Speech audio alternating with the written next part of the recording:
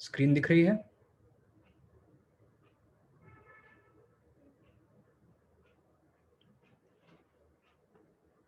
Right, thanks. So today's first question is, examine the linkages between 19th century's Indian Renaissance and the emergence of national identity. This was asked last year, and you had to write the answer in 150 words. So in order to correctly answer this question, कुछ चीज़ों की knowledge आपको होनी चाहिए. पहले तो आपको ये पता होना चाहिए कि ये टर्म इंडियन रेनेसा किस चीज़ का को अल्यूड कर रहा है, what is this term referring to. And secondly, आपको नेशनल आइडेंटिटी का कॉन्सेप्ट क्लियर होना चाहिए कि नेशनल आइडेंटिटी की अगर हम बात करते हैं, so what we are talking about. So first of all, Indian Renaissance क्या है? It refers to the socio-religious reform movements of the 19th century. Renaissance का मतलब होता है reawakening और rebirth. That means something which had at one time been vibrant, but over the passage of time it lost its strength and vitality. उसको दोबारा से reignite करने के प्रोसेस को रेनेसा बोलते हैं. The actual process of Renaissance is associated with Europe between the 14th and 17th centuries. Indian case में similar process took place during the 19th century through the various socio-religious reform movements. And आपको इस answer में ये दिखाना है that how this Indian Renaissance led to the emergence of a national identity for India. अच्छा, another thing that you should be clear about कि nationalism is not a native concept, it is not an Indian concept. Nationalism India में European influence की वजह से आया. It emerged during the second half of the 19th century. तो इसके पहले the idea of India as a nation exist नहीं करता था. And it was due to the efforts of the socio-religious reformers of 19th century that India की एक national identity create हुई, and this formed the cultural basis and ideological basis of the nationalist movement, nationalism, which was to come in the second half of the 19th century. ठीक है. अच्छा, when I say national identity, तो यहाँ पे इसका आपके दिमाग में क्या नोशन आता है? It should ring a bell that it is talking about the idea of Indianness, right? Bhartiyata. And when foreigners think about India, what do you imagine comes to their mind? Present scenario में अगर वो India के बारे में सोचते हैं तो what do you think comes to their mind? High on the list would be Bollywood, yoga, spicy food, song and dance, India's colorful culture, India's diversity, multitude of language and geographies, a number of religions living in harmony. That is the idea of India that we have been able to export to the rest of the world. ये idea हमेशा से exist नहीं करता था. In fact initially जब India के बारे में फॉरेनर्स ने कुछ नोशंस बनाने शुरू किए, they were informed by colonial attitudes. And how did the colonial administration view India and India's culture? तो एक बहुत डिसमिसिव आई के साथ इंडिया को देखते थे. They thought of India as a country of cows, seers and snake charmers, right? उसके अलावा वो बोलते थे कि इंडिया में कुछ नहीं है. They viewed India as backward, weak, uncivilized, materially underdeveloped, culturally inferior, morally bankrupt and intellectually stunted. है ना? तो इंडिया को बहुत नीची नजरों से देखा जाता था. On the other hand, they had this idea that the Western civilization had the best of everything. Europe में उन्होंने बोला that Europeans have the best literature, have the best philosophers, have the best music, have the best industry, have the best armies, the best navies, the best architecture, best theater, best drama, etc. So they said that not only are they materially superior, but they also considered themselves to be culturally superior. एक छोटा सा example देता हूं आपको, that आप लोगों ने Lord मकॉले का नाम सुना होगा. He was the first law member of the governor generals executive council.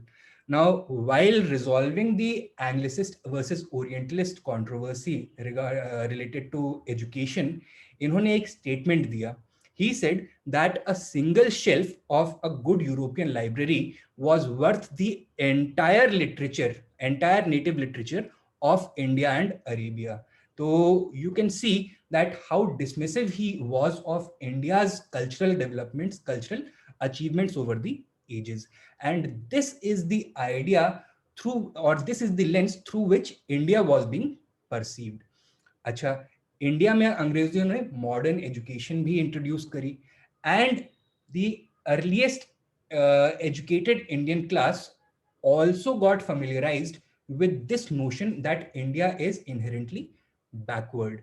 But इन्होंने इसको आंख बंद करके मान नहीं लिया, right? There was a great process of introspection and comparison, and at the same time एक consciousness emerge हुई that a foreign company has defeated us, and इसकी वजह से these newly educated Indians who were educated in the modern Western sense, they started searching for the reasons why India was so backward as perceived by the West. And they also started for ways to strengthen Indians morally, materially, and culturally. And because of this, एक process of inquiry शुरू हुआ into India's past. A number of secrets were revealed about India's past, which gave this sense of self-confidence to Indians. एक नया culture rediscover किया गया जो कि इतिहास के पन्नों में अभी तक खो गया था. ये पता चला कि जो एंशियंट इंडियन सिविलाइजेशन है, that had all of the essential values which are appreciated by the West, such as liberty, such as equality, such as humanism, such as reason or rationality, etc. Right? And on the basis of this, they tried to counter the view that the British are ruling India because they are culturally superior and morally superior. ठीक है. अच्छा, लेकिन इसमें ऐसा नहीं हुआ कि the Indians did not look towards the West, because they realized that although the Indian past was very glorious, but the present society, उसमें कई सारे evils हैं. The value addition in the society has stagnated due to certain reasons, and therefore they took the help of Western values. तो उन्होंने एक ही कुएं का पानी नहीं पिया, दो अलग अलग कुओं का पानी पिया. They took inspiration not only from India's past but also from modern Western values. And at the same time what they did was that अपनी एक आइडेंटिटी क्रिएट करने के लिए they started looking for classical forms of art and how that was superior to Western art or Western art forms, right? And इसकी वजह से India का जो पास्ट कल्चर था, प्रीवियस आर्ट फॉर्म्स थे, उनकी भी रीडिस्कवरी हुई, and new cultural creation also started taking place. Now all of this revealed a new identity for India, जो कि self confidence and self reliance पे बेस्ड थी. एंड इसी आइडिया के साथ आपको इस आंसर को लिखना होगा. ठीक है, तो लेट अस सी कि आंसर कैसे लिखेंगे. सबसे पहले इंट्रोडक्शन लिखेंगे हम. इंट्रोडक्शन में you have to briefly explain the idea of Indian renaissance, how it was the social religious reform movements, and इसका कंट्रीब्यूशन क्या हुआ towards the creation of a national identity. Then you are going to in the body you are going to delineate the various pathways through which the socio-religious reformers created a new identity for India. And finally conclusion में आपको एक poignant point पे उसको ले जाकर के छोड़ना होगा. ठीक है, so let us read this model answer. तो देखो क्या लिखा है. The term Indian renaissance refers to the 19th century socio-religious reform movements. Not only did it address important social issues of the day, it also laid the cultural foundations of the national movement. It shaped India's national identity at a time when the idea of nationalism was yet to emerge in India. अब इसके बाद हमको body में बताना है कि how this process took place. The consciousness of defeat by a foreign power and overpowering influence of Western culture gave birth to a new awakening. Educated Indians were not convinced by the myth of Western cultural superiority and began to look for the strengths and weaknesses of India's society. As a result, a defining feature of the movement was an inquiry into the past and an assessment of the traditions to overcome contemporary problems. This led to the rediscovery of an Indian civilization that conformed to the modern Western ideals of rationalism, empiricism, monotheism, individualism, etc. It showed that Indian civilization was by no means inferior to that of the West. In fact, in some sense, it may even have been superior. Specifically, spiritual awakening में Indians were far superior to the West. अच्छा, आगे देखिए क्या लिखा है. While modern Western ideas of liberty, equality, rationalism, and humanism were used in order to resolve critical social issues, a conscious effort was made to retain a distinctly Indian identity and not to be swept away by westernization in the name of modernity. राजा राम मोहन रॉय हों, चाहे ईश्वर चंद्र विद्यासागर हों, और it may be Sri Narayan Guru, while advocating for their various causes, all of them relied upon Hindu scriptures. So at the same time, they were looking at India's past as well as looking to the West. So they relied upon Hindu scriptures to eliminate social obscurantism, religious superstition, and irrational rituals. Thus, the Indian Renaissance drew from the wells of both India's glorious past as well as Western civilization. This led to the emergence of a modern national identity firmly rooted in India's past traditions. The search for a superior national culture led to the emergence of patriotic regional literature, purer forms of classical music, new art forms, and the construction of new ideals of womanhood. And conclusion में आप लिखेंगे that thus Indian Renaissance revealed India's spirit, philosophy, arts, poetry, music, and its myriad ways of life. In other words, it provided the ideological and cultural foundations of modern Indian nationalism that developed in the late 19th century. Right. Of course, ये answer काफी लंबा लिखा हुआ है. You do not have as much space. 150 words में आपको ये पूरा आंसर लिखना है. तो जितने भी पॉइंट्स यहाँ पे अंडरलाइन किए गए हैं, ये फ्रेजेस आपके आंसर में जरूर आने चाहिए. ठीक है. And then you can construct your answer around these phrases. Right. Now let us look at the second question. In many ways, Lord Dalhousie was the founder of modern India. Elaborate. अच्छा, तो यहाँ पे मैंने आपको कोई model answer नहीं दिया हुआ है because what I been seeing over the previous few days कि आप लोग क्लास तो अटेंड कर लेते हैं या फिर वीडियो तो देख लेते हैं, but only 1 or 2 of you are regularly sending in answers. So I am going to give you the blueprint of the answer. बताऊंगा कि आंसर में क्या क्या चीज़ें लिखनी है. I want you to attempt at least this answer. बहुत factual answer होगा इसका and it is going to be very straightforward. Structure में इंट्रोडक्शन, बॉडी एंड कंक्लूजन आएगा. Introduction में you can write a few lines about Dalhousie, that from 1848 to 1856 he served as the Governor General of India. He was a symbol of Victorian imperialism. He is considered to be among the most imperialist of all the Governor Generals. Victorian imperialism का अगर ये phrase use करता हूँ तो आपके दिमाग में क्या क्या चीजें आनी चाहिए? Self confident expansionism. So a number of states were annexed by him. The creation of new institutions, तो institution building में काफी major role play किया डलहौजी ने. Reforms को impose किया, social religious reforms को impose किया, and a lot of infrastructure was built. What was the purpose for building this infrastructure or introducing a new educational policy? That was to bring about a wave of industrialization in India. Before this time, Britain की जो economic policy थी उसको बोलते थे industrial capitalism. And after the 1850s a new phase of finance capitalism started taking place. अब इन दोनों के बीच में डिफरेंस क्या है? That during industrial capitalism India से रॉ मटेरियल ब्रिटेन ले जाया जाता था, ब्रिटेन की इंडस्ट्रीज में उसको प्रोसेस किया जाता था, and then finished British products would be brought to India.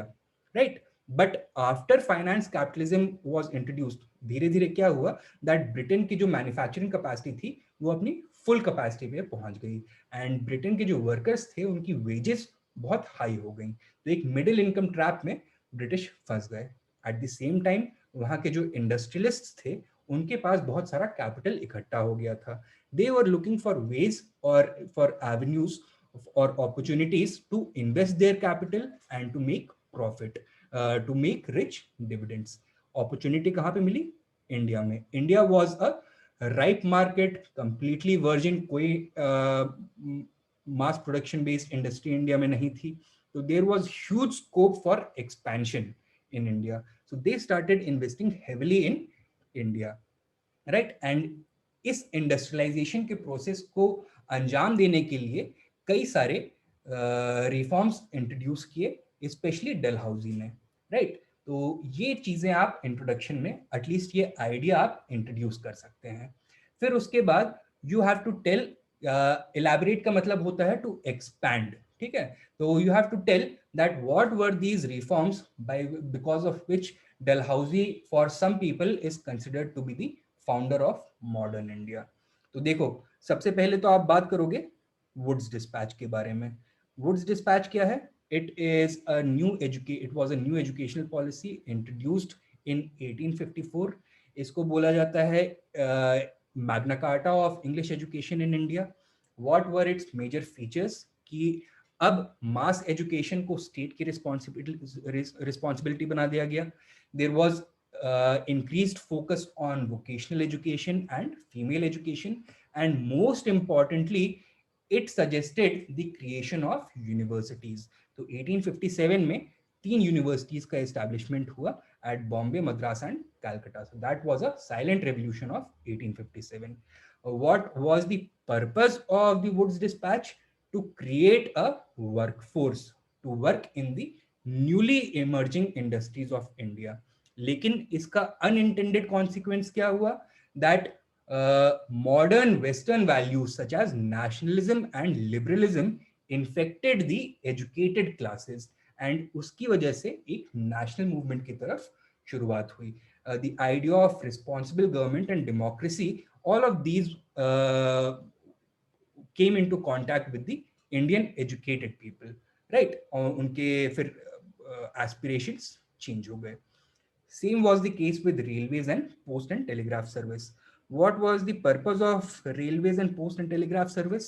दो पर्पजेस थे, और रेलवेज के लिए हम बोल सकते हैं 3 पर्पजेस थे, और पोस्ट एंड टेलीग्राफ के लिए 2 पर्पजेस। सबसे पहला एक कॉमन पर्पस था कि इकोनॉमिक एक्सप्लॉयटेशन को अंग्रेज और ज्यादा एफिशिएंट बनाना चाहते थे। Railways would have allowed the penetration of the Indian market quite deeply, and at the same time post and telegraph service से एडमिनिस्ट्रेटिव एफिशिएंसी बढ़ जाती। So they were introducing these reforms in India in order to govern India more efficiently and to exploit her economic resources more efficiently. लेकिन इसका unintended consequence क्या हुआ? That it created a sense of unity and oneness among Indians. Railways में देखो क्या होता है, there is this idea that अगर किसी सोसाइटी के लोग अलग अलग क्लासेस में बटे हुए हैं, may be on the basis of caste or gender, and they do not interact with each other, the best way to galvanize the process of interaction is to create shared public spaces जहाँ पे सारे लोग participate कर सकते हैं। And railways में untouchability या फिर जेंडर डिस्पैरिटी को काउंटर करने की एक बहुत बड़ी कैपेबिलिटी थी इस तरह से, right?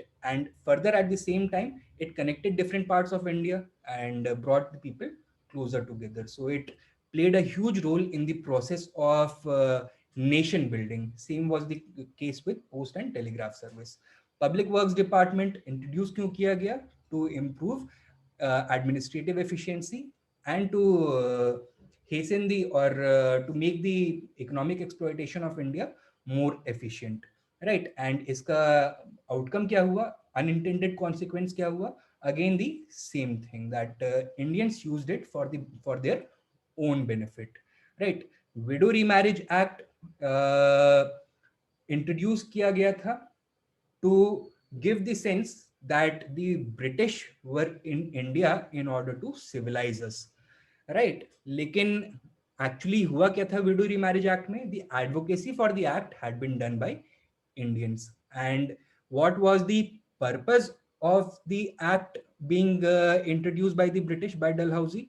Dalhousie thought, or the British administration thought, that gradually a class of educated, empowered, and emancipated women would emerge, which would create a bulwark against India's conservative and orthodox male patriarchal structure. So they would collaborate with the British establishment in and demand further rights. And इस तरह से ये divide and rule की politics खेल सकते हैं.